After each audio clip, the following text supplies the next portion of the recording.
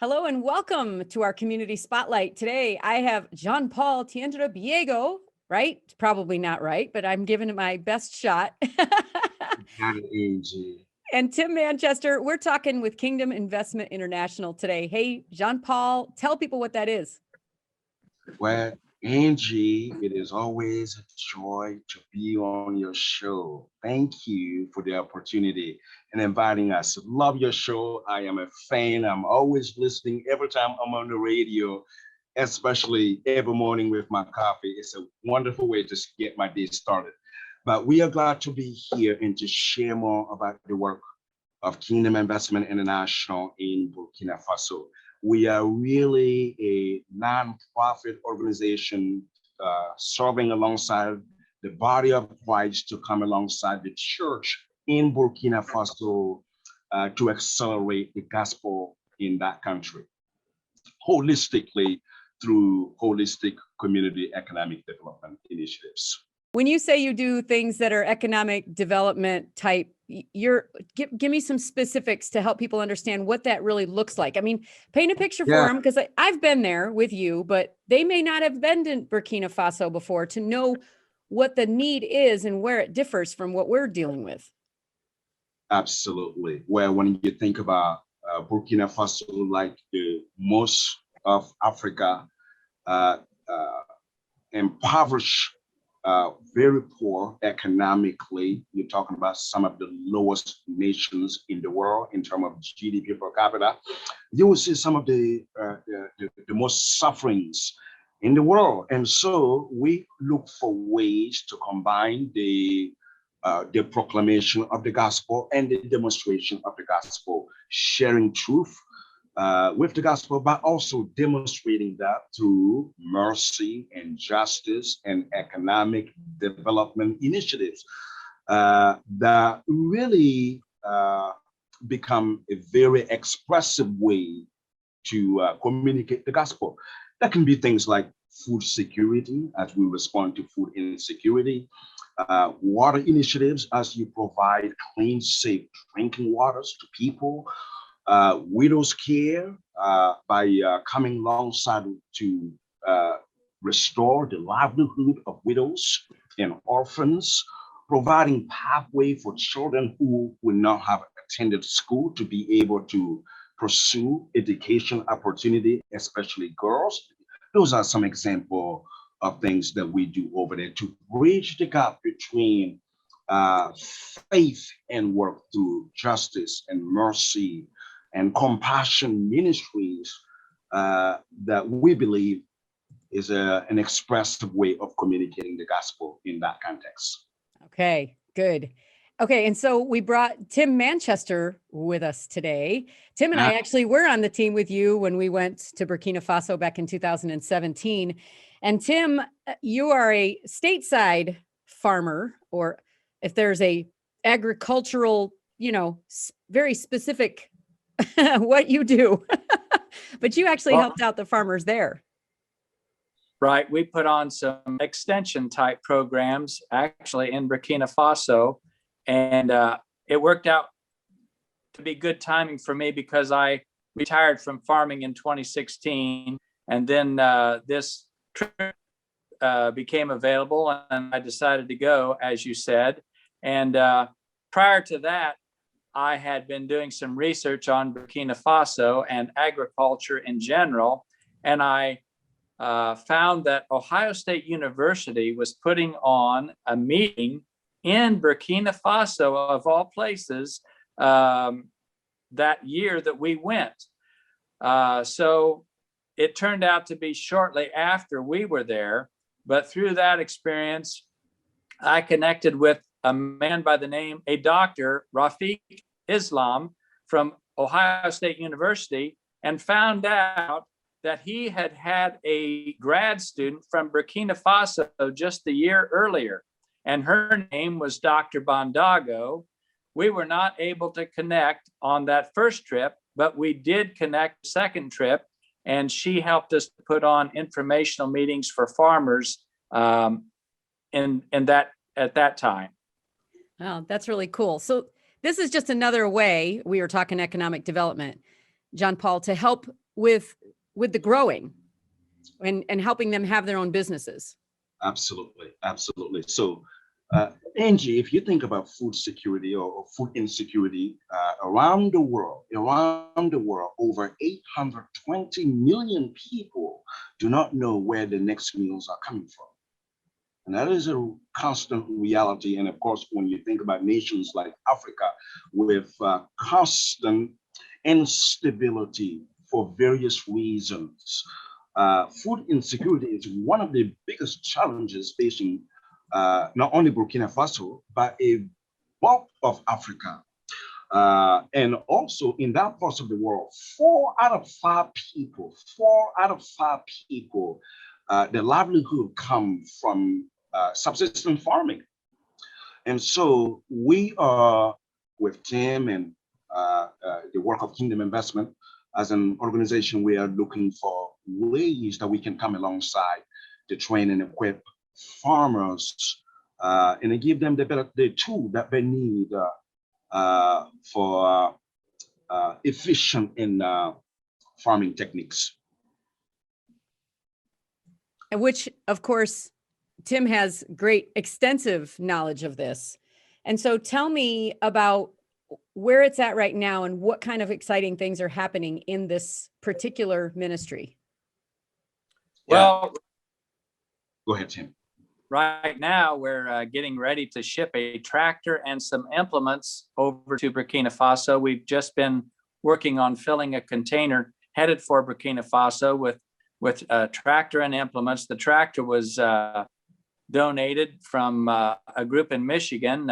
Pigeon Mennonite Church was part of that group, but the tractor came here to Logan County, well, Shelby County actually, but very nearby. And then it will be shipped to Columbus, then to the East Coast, then to Ghana, and up through Ghana into Ouagadougou, Burkina Faso. So it's probably going to be a couple months yet till it gets there, but we think it could really be impactful for farmers there. How do they use that? I mean, does everybody use the one tractor? John Paul could probably speak to that. Yes, thank you, Angie. Currently, as we speak, Kingdom Investment has an ag co-op model. Okay. 350 farmers in Burkina Faso in 4 different locations throughout the country. They are organized in a co-op model. And so Kingdom Investment, through the years, we have been coming alongside them, training, equipping, looking for where the gaps may be to strengthen capacity building vis-a-vis with farming techniques. And we also have been giving them some loans to buy fertilizers and pesticide and just farming inputs to elevate their farming productivities. And so this tool that Tim is referring is one of the things that we want to add to them so that they can expand their capacity. Now, as a co-op farming model, it will be centralized. We will have one driver, one operator, one project manager to oversee that. And everybody we will coordinate the logistics, what it is and what it's doing. And so the farmers can basically get on a scheduling plan with the rotation process of the tractor. And hopefully you have one really good mechanic too, to keep it running. Absolutely. So thankfully, the people who help us with this, some of them do plans to come alongside to teach that project manager the maintenance, but also to go on future mission trips to be part of the on-keeping as well. All right. And so are you still working with Ohio State University? Are you still working with these folks that Tim was mentioning? Are we still doing programming with them? How's that working now? That is still part of the game. We have that doctor that Tim is referring, Dr. Van Dago is still very much engaged and involved in the work over there. But we are also recruiting others, networks, both sides from there and here, to continue to come alongside the work over there. So absolutely. Okay. And so sometimes we can feel like we're kind of on the outside watching all this cool stuff happen. So is there a way that we can get involved in helping you to meet these needs? Or is there other farmers? Is there any other opportunities for farmers or people just in general? Tim? Well, the first farmer who comes to mind is a mission-minded farmer by the name of Dean Wildermuth, and that's where the container is sitting. And he was really responsible for getting the implements procured, and through that he was acquainted with a mission-minded equipment dealer, which is TTG Equipment from Indiana. And so it's lots of different people involved. For myself, I went to Michigan and picked up this new tillage tool that was acquired by Dean and TTG Equipment. And so I was the one that delivered it back to Shelby County. So it's lots of people being involved in this project. And of course, Dean and probably 10 others of us just this last Tuesday stuffed all this equipment and tractor and lots of other things into this container to ready it for shipping. And interestingly, we were kind of concerned that it was taking so long to get it ready to ship. But because that container was sitting at Dean's house, it prompted a neighbor to ask what was going on. And that led to another cash donation, which will probably help get that container delivered to Burkina Faso. So things are kind of snowballing on this project, it seems, but there's always room for more participants. Heck yeah. Yeah, this is fantastic. I love it when people get curious and then they get involved, right, John Paul? Cash always is king too. Into that, where, Angie, when you're thinking about training, equipping, and mobilizing indigenous farmers to feed their own nation is going to take all of us and each of us. And this project is another example of how many people you're talking about, local low store who gave tools and implements to ordinary farmers that said, you know what, I got skill, I wanted to utilize it, to retire farmers like Tim, who said, that has been my background all my life, and I want to go on a mission trip to train and equip farmers. So just to say that we need everybody, and there is something for everybody to get their hands into training, equipping, empowering local indigenous farmers to produce enough food for their own families, for their neighbors, and hopefully for their fellow citizens in Burkina Faso. So for those who are interested, there are ways to get involved. They can contact us. We promise we will not scare you, but we do have something for everybody to get their hands into. Yeah, that's for sure. That's for sure. I know that firsthand. All right. So what's the website so people can get more information about your ministry?